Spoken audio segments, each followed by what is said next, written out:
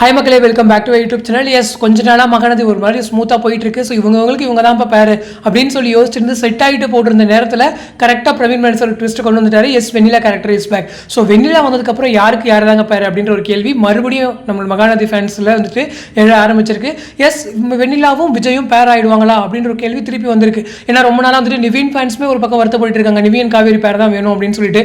So இன்னொரு பக்கம் வந்துட்டு இங்கே விஜயனுக்கு வெண்ணிலாவை சேர்த்து வச்சா என்ன தப்பு அப்படின்னு ஒரு சில பேர் கேட்கறதுக்கு சான்சஸ் இருக்கு இல்லையா? ஏன்னா அந்த பேரை நீங்கள் சேர்த்து வச்சிருங்களேன், அதுக்காக இந்த பேரைக்கும் நீங்கள் மேக் பண்ணி விட்டுருங்களேன் அப்படின்னு சொல்லி பேசுகிறவங்களும் இருக்காங்க. ஸோ இதுக்கு நடுவில் பிரவீன் மேன்ஸருடைய பதில் என்னவா இருக்கும்? ஏன்னா அவர் என்ன பிளான் பண்ணுறாரு?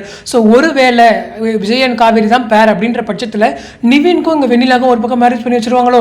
ஏன்னா ஏற்கனவே அதாவது பிரவீன் மேன்ஸருக்கு ஒரு பழக்கம் இருக்குது. என்னன்னா நம்ம எதிர்பார்க்குற பேரை அவர் கல்யாணம் பண்ணி வைக்கவே மாட்டார், அதில் ஏதாச்சும் ஒரு ட்விஸ்ட் ஒன்று பண்ணிடுவார். நம்ம இப்போ தான் கொஞ்ச நாள் யோசிச்சுட்டு இருந்தோம் நம்மளுடைய நிவினும் அட்லீஸ்ட் நம்மளுடைய யமுனாவும் பேர் ஆவாங்க அப்படின்னு சொல்லிட்டு. இப்போ அதையும் பிரேக் பண்ணி இன்னொரு பக்கமும் நம்மளை யோசிக்க வச்சிருக்காரு அப்படிங்கிறதா உண்மை. ஒருவேளை வெண்ணிலா கேரக்டர் வந்து கேமியோவா இருந்துச்சு அப்படின்னா கொஞ்ச நாளைக்கு அவங்களுடைய கேரக்டர் நெகட்டிவாவோ இல்லை பாசிட்டிவாவோ ஸ்டோரியில் கண்டிப்பாக ஒரு பெரிய இம்பாக்டை கிரியேட் பண்ணும். ஸோ கிரியேட் பண்ணிட்டு மறுபடியும் அந்த கேரக்டர் வந்து ஒரிஜினலுக்கு போயிடும். ஸோ அப்படி போயிருச்சு அப்படின்ற பட்சத்தில் ஆஸ் யூஷுவல் நம்மளுடைய விஜயன் காவேரி பேராக இருப்பாங்க, இன்னொரு பக்கம் யமுனா நம்மளுடைய நிவின் பேராக இருக்கிறதுக்கு நிறையவே வாய்ப்புகள் இருக்குது. இல்லை வெண்ணிலா கேரக்டர் வந்து நல்லாவே இம்ப்ரூவ் ஆயிடுச்சு, சீரியலுடைய நல்ல தாக்கத்தை ஏற்படுத்துது அப்படிங்கிற பட்சத்தில் அந்த கேரக்டரை த்ரூ அவுட் தி சீரியல் வந்து கொண்டு போகிறதுக்கு நிறையவே சான்சஸ் இருக்குது. ஸோ வில்லியாக கொண்டு வரணுமா, அந்த ஒரு அவசியம் நம்ம கதைக்கு தேவையா அப்படின்னா கண்டிப்பாக தேவை இல்லைங்க. ஏன்னா பசுபதி கேரக்டர் ஆல்ரெடி இருக்காங்க. ஸோ அது இல்லாமல் ராகினி கேரக்டரையுமே வீட்டுக்கும் கொண்டு வந்தாச்சு. ஸோ அவங்களும் மருமகளாக வந்தாச்சு. ஸோ அவங்கள வச்சு நீங்கள் ட்ராக்ஸ் மூவ் பண்ணலாம். அது இல்லாத நம்முடைய அஜயோடைய அப்பா, அவங்க ரெண்டு பேருமே நல்ல ஒரு வில்லி கேரக்டர்ஸ் தான். ஸோ அவங்களையுமே ஒரு பக்கம் வச்சு மூவ் பண்ணலாம். பட் இதுக்கு நடுவில் வெண்ணிலா கேரக்டரையுமே நெகட்டிவாக கொண்டு வராங்க அப்படின்ற பட்சத்தில் இன்னுமே ஒரு பாசிட்டிவான ஸ்ட்ராங்கான ஸ்டோரி இவங்க சைட்லேருந்து கொண்டு வரணும். அந்த கேரக்டர் என்ன பெருசாக வெளியிட போகுது அப்படின்னா நம்முடைய ஒன்று விஜய் மேலே விருப்பப்பட்டு மறுபடியும் கல்யாணம் பண்ணிக்கணும் அப்படின்னு சொல்லிட்டு ஏதாச்சும் பிரச்சனைகள் பண்ணி நம்முடைய விஜயன் காவேரிக்குள்ளே இஷ்யூஸ் கிரியேட் பண்ணி மறுபடியும் இவங்க ரெண்டு பேரும் சேர்ற மாதிரி அந்த மாதிரி தான் வந்து ட்ராக்ஸ் மூவ் ஆகும்.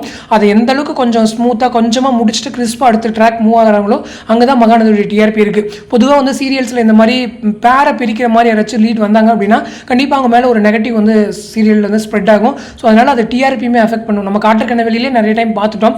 ஸோ அங்கேயுமே நம்முடைய அஸ்வினியுடைய நடுவில் ஒரு என்ட்ரி வந்திருந்தாங்க. ஸோ அதெல்லாம் சீரியலில் பிடிக்காமல் போச்சு. அதுதான் சீரியலுடைய எண்டுக்குமே ஒரு வழி வகுத்துச்சுன்னு சொல்லணும். ஸோ அந்த மாதிரி இவங்க என்ன பிளான் பண்ண போகிறாங்க அப்படிங்கிறது தெரியல.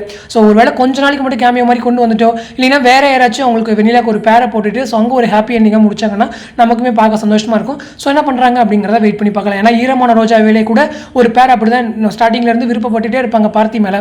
பட் அவங்க வந்துட்டு ஒரு கட்டத்தில் பார்த்தி கல்யாணம் ஆனதுக்கப்புறம் அவங்களுக்கு ஒரு செப்பரேட்டாக நம்மளோட தினேஷை கல்யாணம் பண்ணி வச்சுட்டு ஸோ ஒரு பக்கம் ஸ்டோரியை நகர்த்தி விட்டுருவாங்க. அந்த மாதிரி இங்கேயும் பண்ணி விட்டாங்கன்னா ஓரளவுக்கு நல்லாயிருக்கும் பார்க்குற ஆடியன்ஸ்க்கு. ஸோ பிரவீன் மேன்ஸ் என்ன பிளான் பண்ணியிருக்காரு அப்படிங்கிறத வெயிட் பண்ணி பார்க்கலாம். ஸோ இந்த அப்டேட் பற்றி உங்களோட கமெண்ட் செக்ஷன் சொல்லுங்கள். அடுத்த ஒரு இன்ட்ரெஸ்ட் நெக்ஸ்ட் மீட் பண்ணுறேன். தேங்க்ஸ் ஃபார் வாட்சிங் அண்ட் பை.